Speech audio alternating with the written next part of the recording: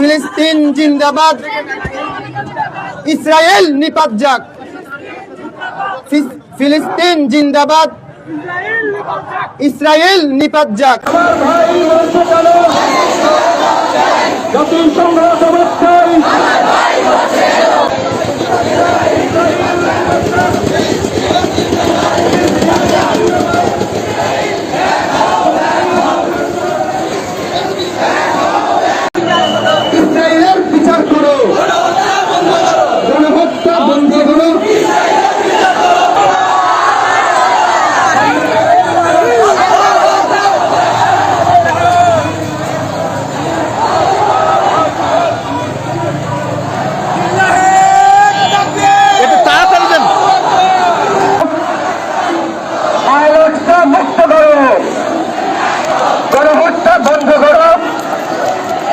হত্যা করা হচ্ছে, নারীদেরকে হত্যা করা হচ্ছে, শিশুদেরকে হত্যা করা হচ্ছে, সাংবাদিক হত্যা করা হচ্ছে, ডাক্তার হত্যা করা হচ্ছে, ফিলিস্তিনের সর্বসাধারণকে হত্যা করা হচ্ছে।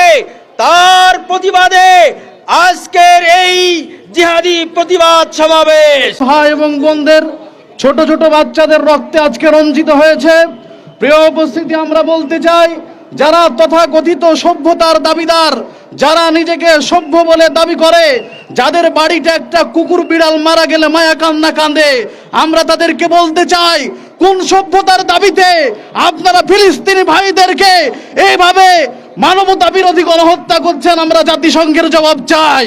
সম্মানিত তৌহিদি জনতা, আজকে সারা দেশব্যাপী আহলে হাদিস আন্দোলন বাংলাদেশের উদ্যোগে ফিলিস্তিনি ভাইদের পক্ষে, ফিলিস্তিনি মুসলিম ভাইদের পক্ষে সারা দেশে যে বিক্ষোভ মিছিল এবং প্রতিবাদ সমাবেশ চলছে, তারই অংশ হিসাবে আজকে আমরা রাজশাহীর সাহেববাজার 0 পয়েন্টে একত্রিত হয়েছি।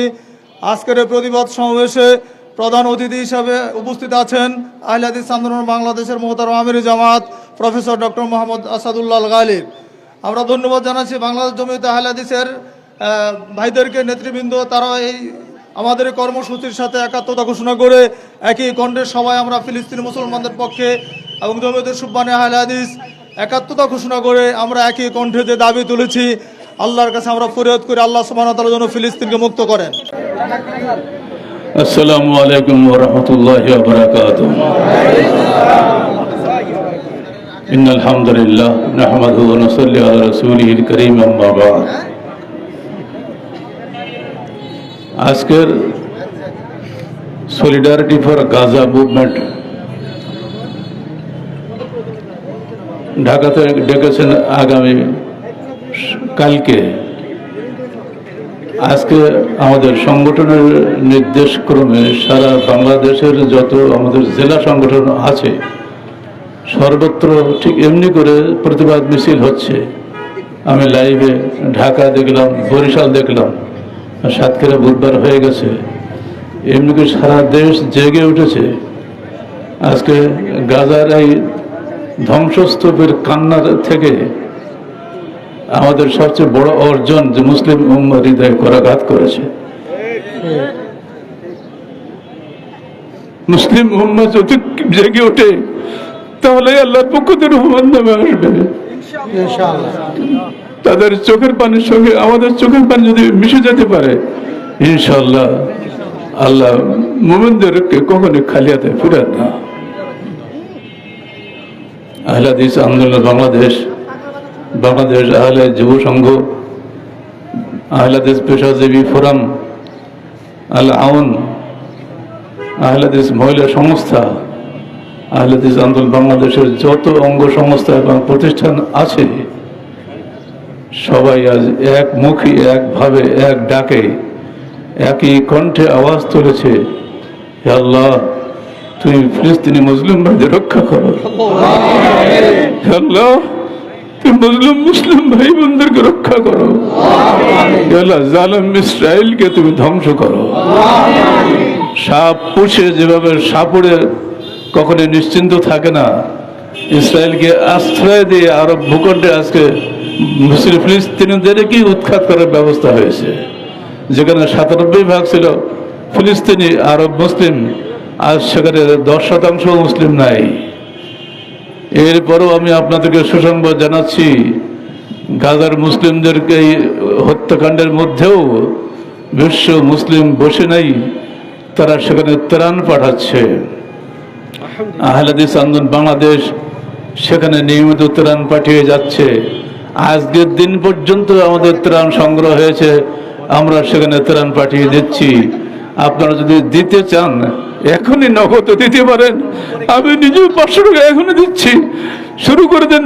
শুধু চিৎকার দিয়ে লাভ হবে না, যারা যারা আছেন হাত পাতেন সবাই। এই টাকা সব আমাদের সংগঠনের মাধ্যমে আমরা পাঠিয়ে দেবো সেখানে, যাতে অন্তত কিছুই না পারি, অন্তত পক্ষে কিছু অন্তরে সন্তান দিতে পারে। আল্লাহ মুসলিম ভাইদের জন্য কিছু না কিছু করেছিলাম, কিছু করতে পারিনি আমরা, কিন্তু দোয়া করেছিলাম। আজকে জুমার সালাতে আমাদের সব মসজিদে কোনোতে নাজিলা পড়া হয়েছে, আমাদের কেন্দ্রীয় নদবড়া বা জায় মসজিদে কোনোতে নাজিলা পড়া হয়েছে। কোনোতে নাজিলের মাধ্যমে আমরা আল্লাহর রহমত কামনা করেছি, সেই সঙ্গে বান্দার সবাইকে ঐক্যবদ্ধ করার জন্য আমরা চেষ্টা করেছি। আজকে আমি সবচেয়ে আনন্দিত যে আজকে জমিয়তে আহলে হাদিস আমাদের সঙ্গে যুক্ত হয়ে সরকারের বক্তব্য রেখেছে। আমি সবাইকে এমনি করে মোহব্বতের সঙ্গে ঐক্যবদ্ধ হওয়ার আহ্বান জানাচ্ছি। আহলে হাদিস আন্দোলন বাংলাদেশ তার সার্বিক প্রচেষ্টার মাধ্যমে সর্বদা ফিলিস্তিনের ভাই বোনদের পক্ষে থাকবে ইনশাআল্লাহ। হে আল্লাহ, তুমি ফিলিস্তিনের ভাইদেরকে মুক্ত করো। এই বিষয়ে আপনারা বিস্তারিত জানতে চাইলে আমাদের লিখিত আরব বিশ্বে ইসরায়েলের আগ্রাসী নীল নকশা বইটি পড়বেন, সেখানে আমরা এর বিষয়ে বিস্তারিত আলোচনা করেছি। যে বইটা একজন সামরিক ব্রিগেডিয়ারের লেখা, আমি অনুবাদক মাত্র। বইটা অত্যন্ত গবেষণাধর্মী, অত্যন্ত গুরুত্বপূর্ণ।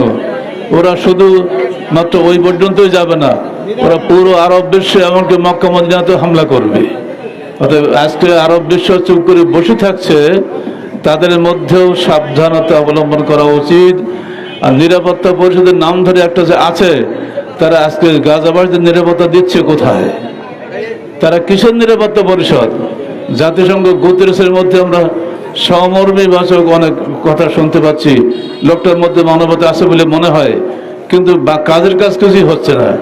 এদিকে বাংলাদেশের রোহিঙ্গা থেকে ঠেলে দিয়েছে 10 লাখ রোহিঙ্গা, বাংলাদেশের ঘরে 12 লাখ রোহিঙ্গা বসে আছে, তাদেরকে এখনো সরানো হয়নি।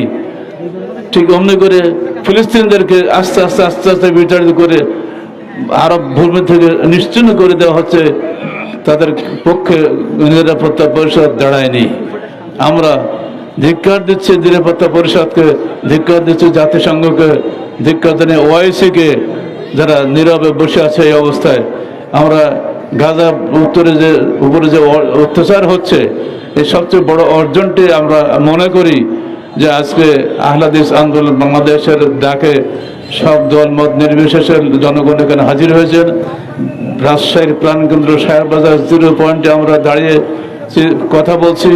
এই কথাগুলো জনগণের কানে পৌঁছানোর জন্য আল্লাহর কানে আগে আমরা পৌঁছে দিয়েছি, বিশেষ করে কুনুতে নাজিলা পাঠের মাধ্যমে। আল্লাহ পাক আমাদেরকে তৌফিক দান করুন, জীবনের সর্বক্ষেত্রে বাতিলের বিরুদ্ধে প্রত্যয় দৃঢ় কণ্ঠে যেন কথা বলতে পারি, আল্লাহ পাক আমাদেরকে তৌফিক দান করুন।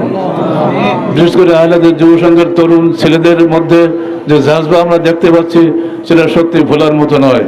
যদি এমনি করে তাদের তারুণ্যের সামনে অন্য তরুণরা ঐক্যবদ্ধ হয়ে যেতে পারে, একদিন বাংলার বুকে বিপ্লব ঘটবে। 18 কোটি মুসলমানের এই দেশের যদি বহির্বিধান কায়েম হয়ে যায়, তাহলে এটা সারা বিশ্বের জন্য একটা আদর্শ রাষ্ট্র হিসেবে দাঁড়িয়ে যাবে। আমরা আমাদের সরকারকে ধন্যবাদ জানাই যে তারা ফিলিস্তিনের পক্ষে দাঁড়িয়েছেন, বিপক্ষে যান নাই। ভারত সরকারের বিরুদ্ধে নিন্দা জানায় যে তারা ফিলিস্তিনের পক্ষে গিয়ে বিপক্ষে গিয়েছেন ও সেখানে সৈন্য পাঠিয়েছেন। এটা এর চাইতে ধিক্রি, এর চাইতে অমানবিক কোনো কাজ হতে পারে না। অথচ ভারতে 25 কোটি মুসলমান আছে, আজকে তারা তাদের ধর্মীয় অধিকার, তাদের যে ওয়াকফ সম্পত্তি, তার উপরে তারা হস্তক্ষেপ করেছে। তারা আইন করেছে প্রত্যেক ওয়াকফ ল্যান্ডে 2 জন করে হিন্দু সদস্য রাখতে হবে। সেই ওয়াকফ ল্যান্ড শুধুমাত্র মুসলমানদের পক্ষে ব্যবহৃত হবে না, হিন্দুদের পক্ষে ব্যবহৃত হবে। এটা কোশ্চেন করলে আইন হতে পারে না। মুসলমানরা মুসলমানও থাকতে পারে, প্রতিবেশী ভারতের বিরুদ্ধে আমরা ধিক্কার জানাই। শুধুমাত্র ইসরায়েলের পক্ষে না, বিপক্ষে নয়, ভারতের বিরুদ্ধে আমরা ধিক্কার জানাতে। সঙ্গে সঙ্গে ডোনাল্ড ট্রাম্প ছাড়া একটা মানুষই না, ওকে কোন পর্যায়ে বলা যাবে আল্লাহ ভালো জানে। এরপরে 30 কোটি মানুষের দেশে গণতন্ত্রের মাধ্যমে কি নির্বাচিত হয়, এটা যদি আপনি বুঝতে পারেন যে গণতন্ত্রে কখনোই ভালো মানুষ আসে না। আর এটা আমরা স্মরণ করে দিচ্ছে, ইতিহাস পিছনে যেতে হবে। 1896 সালে 21 ফেব্রুয়ারি সেদিন ইহুদি নেতারা মুসলমানদের খলিফা আব্দুল হামিদ সানি তার কাছে এসে বলেছিল, হে খলিফা, ফিলিস্তিনকে আমাদের দিয়ে দেন, তার বিনিময়ে আমরা আজকে নগদ আপনাকে 20 মিলিয়ন লিরা দিচ্ছি। তিনি জবাব দিয়েছিলেন, কোশ্চিন কালো এটা সম্ভব নয়।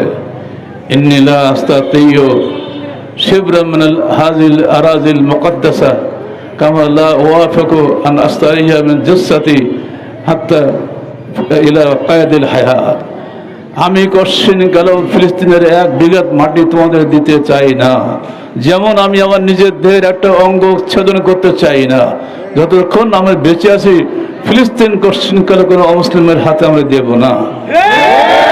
সেই 1896 সালে 21 ফেব্রুয়ারির সেই দিন থেকে এই 3টে মন্ত্র দিয়ে মুসলিম উম্মাহকে ধ্বংস করছে। আমাদের তরুণ সমাজকে গণতন্ত্রের নামে, জাতীয়তাবাদের নামে, ধর্মনিরপেক্ষতার নামে ধ্বংস করা হচ্ছে আকীদা। ফলে ইসলামী জজবা আমাদের তরুণদের মধ্যে হারিয়ে গেছে। আর এই শিক্ষা ব্যবস্থার মাধ্যমে যে সর্বনাশ করে দিচ্ছে, এখনো পর্যন্ত বাংলাদেশের নাম কি? গণপ্রজাতন্ত্রী। অতএব প্রজাতন্ত্রের নামটা হয়েছিল সেদিন খেলাফত ধ্বংস করার পরে প্রজাতন্ত্রের নামটা হয়েছিল। ফিলিস্তিনের ওখানে যে কি বলে ইসরায়েল যে রাষ্ট্র কায়েম করা হয়, তখন নাম ছিল প্রজাতন্ত্র। খেলাফত ধ্বংস করলো, প্রজাতন্ত্র হলো। এটা কবে? 1924 সালের 3রা মার্চে। 1924 সাল আর আজকে 2024 সাল, 100 বছর হয়ে গেল। সেই গণতন্ত্র, সেই প্রজাতন্ত্র, সেই জাতীয়তাবাদ, ধর্মনিরপেক্ষতাবাদ আমাদের দেশে এখন আমরা লালন করছি। কোটি কোটি টাকা ট্যাক্স দিয়ে আমরা আমাদের দেশ পুষছি। এরাই আমাদের নেতা।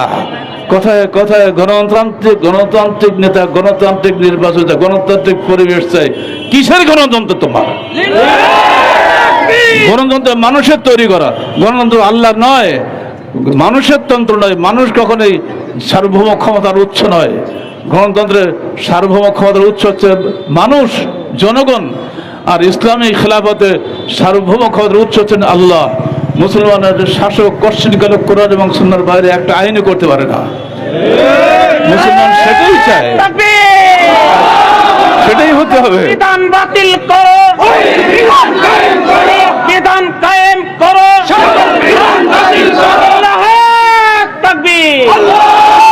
বাংলাদেশে ওহির বিধান কায়েম হতে হবে, কোনো ব্যক্তির বিধান নয়। বাংলাদেশে কোনো দলের বিধান নয়। এখানে বড় দলটি এখন চিৎকার দিচ্ছে কখন তাদের হাতে ক্ষমতা দেওয়া হবে। পাগল হয়ে গেল ক্ষমতা নেওয়ার জন্য। সকল ইসলামী দলটিও পাগল হয়ে গেছে, কি করে আমরা ইসলামে নেব, কি করে আমরা ক্ষমতা হাতে নেব। এত সস্তা নয়। দল কোশ্চিন কালো ইসলামী খেলাফতের স্থলাভিষিক্ত হতে পারে না। খেলাফতের সার্বভৌমত্ব আল্লাহর হাতে থাকে, আর দলের সার্বভৌমত্ব দল নেতার হাতে থাকে। তো দল নেতা আর খলিফা কখনো এক নয়। যেটা সেদিন বলেছেন খলিফা আব্দুল হামিদ দ্বিতীয়, যে কথা বলেছেন ওই কথাটি পুনরুক্তি আমরা আজকে এখানে করতে চাই। যদি এই সুযোগে বাংলাদেশে সার্বভৌম ক্ষমতার অধিকারী যারা দাবি করছেন তাদের কাছে আমরা বলে দিতে চাই, আহলে হাদিস আন্দোলন বাংলাদেশ কোশ্চিন কালো আপনাদের ওই তথাকথিত সার্বভৌমত্বে বিশ্বাসী নয়, যতক্ষণ না পর্যন্ত আপনারা আল্লাহর সার্বভৌমত্বে বিশ্বাসী হবেন। বাংলাদেশকে ইসলামী প্রজাতন্ত্র নয়, বাংলাদেশকে ইসলামী খেলাফত রাষ্ট্র করতে হবে। কোনো প্রজাতন্ত্র মন্ত্র চলবে না। আমাদের কোনো রাজা নেই, অত আমরা কারো প্রজা নই। কথা শেষ। আমরা আল্লাহর খলিফা। এখানে খেলাফত রাষ্ট্র ব্যবস্থা হবে। আল্লাহ পাক আমাদেরকে সেই সোনার স্বপ্ন দেখার তৌফিক দান করুন। আমাদের বাচ্চাদেরকে যেন সেই দিনে সেই খেলাফতে বসবাস করার সুযোগ আল্লাহ পাক দান করেন। পরিশেষে গাজার মুসলিম ভাই বোনদেরকে আমরা আন্তরিকভাবে সমবেদনা জানাচ্ছি। এবং আজকে এখনো পর্যন্ত সেখানে 97% বোধহয় দেখলাম তারা এখনো পর্যন্ত অভুক্ত না খেয়ে আছে। এই যদি অবস্থা হয় তবে আমরা পাঠাচ্ছি, আপনারাও পাঠান। যেখানে যে কর্নারে বসবাস করছেন আপনারা, যে সে সংগঠন করেন, সব সংগঠনের চেষ্টা করুন। বাংলাদেশ থেকে 2-3টা সংস্থা কাজ করছে সেখানে পাঠানোর জন্য। আমাদের মার্কাজের ছাত্ররা সেখানে আছে, মিশর ইউনিভার্সিটি পড়ে, তারা সেখান থেকে চেষ্টা করছে। আমরা সেভাবে কাজ করে যাচ্ছি যাতে এইভাবে তাদের কাছে পৌঁছানোর সুযোগ হয়। আমরা সুযোগ পাচ্ছি, যদি বন্ধ না হওয়া পর্যন্ত আমরা এটা চালিয়ে যাব। আল্লাহ তুমি মুসলিম ফিলিস্তিনের ভাই বোনদেরকে রক্ষা করো। আল্লাহ জালেম ইসরায়েলকে তুমি ধ্বংস করো। আল্লাহ ডোনাল্ড ট্রাম্প এবং নেতানিয়াহুকে দুনিয়া থেকে উঠিয়ে দাও। তোমার একটা কোন ফায়াকুনে সব হয়ে যাওয়া সম্ভব। এদেরকে যদি হার্ট অ্যাটাক করে তুমি মারো তাও ভালো, তাতে মানুষ খুশি হয়ে আনন্দ মিছিল করবে। আল্লাহ তুমি আমাদের দোয়া কবুল করো। আকুলু কাওলি হাযা আস্তাগফিরুল্লাহ লি ওয়া লাকুম ওয়া লিসাইরিল মুসলিমিন। আসসালামু আলাইকুম ওয়া রাহমাতুল্লাহি ওয়া বারাকাতুহু।